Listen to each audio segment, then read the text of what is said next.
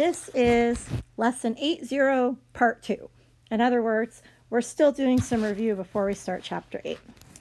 What we're going to review today is the process for simplifying an expression. So you can see an expression sitting on your screen right now. We're actually going to use that as an example. This is a lesson that was a little tough for some of you guys the first time that we talked about it. So this is a good chance to loop back to that and work on it a little bit more and make sure that you really understand it, because it's something that you're going to need to be able to do correctly when we get into the beginning of chapter 8. So here we go. So this is an expression. So first of all, I'm going to give you a reminder, and I'm going to kind of squeeze it off over in the corner. So something is simplified if, I'm going to kind of try and fit it in here, if there are no parentheses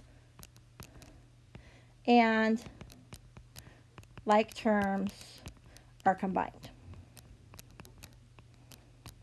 So that's what it means to simplify something in algebra.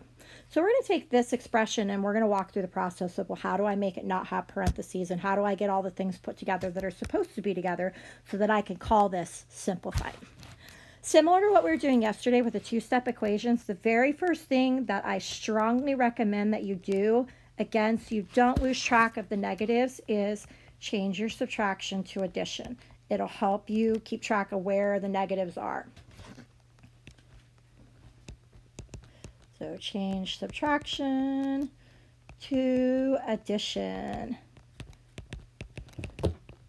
So in this problem, we're subtracting in two different places, so we're going to have to change both of those. So we're just going to go through and rewrite this. So 8a minus 2 is going to turn into, plus negative 2.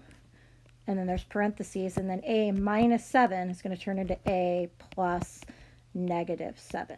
So that's our first step. So now we can see, okay, we've got a couple of negative numbers in the mix, a negative 2 and a negative 7, that we are going to have to keep track of.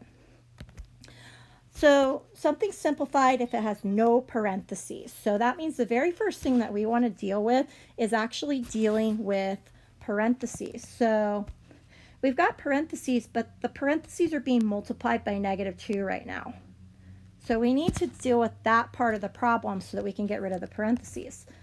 Well, one way that we learn to get rid of parentheses is to rewrite the problem. We can use distributive property to rewrite the problem. I'll remind you of how distributive property works in just a second. But first, let's write down what that next step is. So step 2, rewrite using distributive property.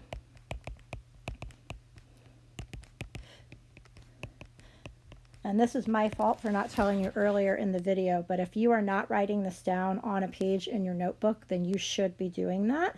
And then you're going to title it in your table of contents, Simplifying Review. So if you haven't been doing that and you need to pause the video and write down what we've done so far, then take a moment to do that. So distributive property, how distributive property works. So distributive property says that if we're multiplying something outside parentheses, everything in the parentheses has to get multiplied by that number. So that means the a needs to get multiplied by the negative 2, and the negative 7 needs to get multiplied by the negative 2. If I go ahead and do that multiplying, then I don't need those parentheses anymore. So I can rewrite it and it would look like this. So the 8a here, that's just going to hang out there. I haven't done anything with that, and that has nothing to do with the parentheses, so it's just going to sit there. So a times negative 2, well, I don't know what a is. I can't actually multiply that, so I would just have to leave it as negative 2 times a. So plus negative 2 times a, or negative 2a is how we would write that in algebra. Now, the negative 7 times negative 2, that I can do because I know both of those numbers. A negative times a negative makes a positive. So negative 7 times negative 2 is going to turn into positive 14. So plus positive 14, or just plus 14, because we don't normally write out the positive sign in front of a number when it's positive. So you can see right there is the part that used to be in parentheses, and now it is not. So our next step is this dealing with like terms are combined. So simplified if there's no parentheses and like terms are combined. So get rid of the highlighting. It'll make it a little easier to see that guy. So like terms. So we're going to give you a quick reminder of like terms. So our next step is going to be to put together the like terms. So combine like terms.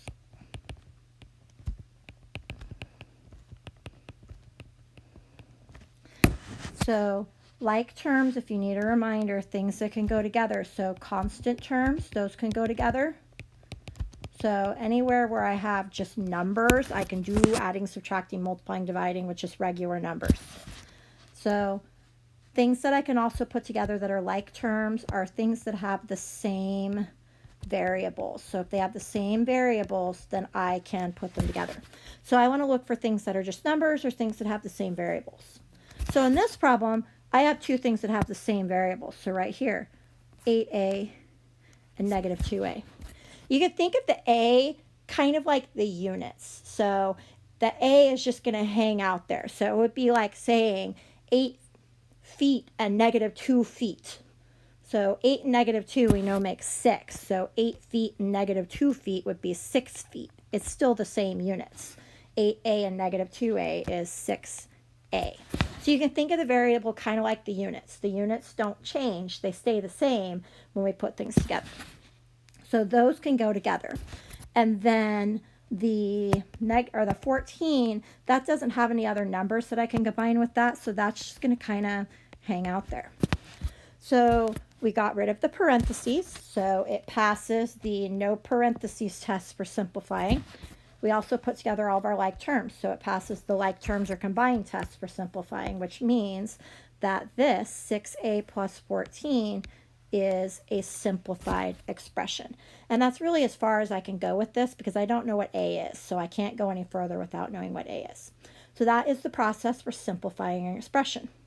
If you need more review or you need to look back at some more examples, remember we did do a lesson on this earlier in the year. You can go back to your simplifying lesson in your notebook if you need to look at some more examples. What you see on your screen should now be on a page in your notebook, and it should be in your table of contents called Simplifying Review.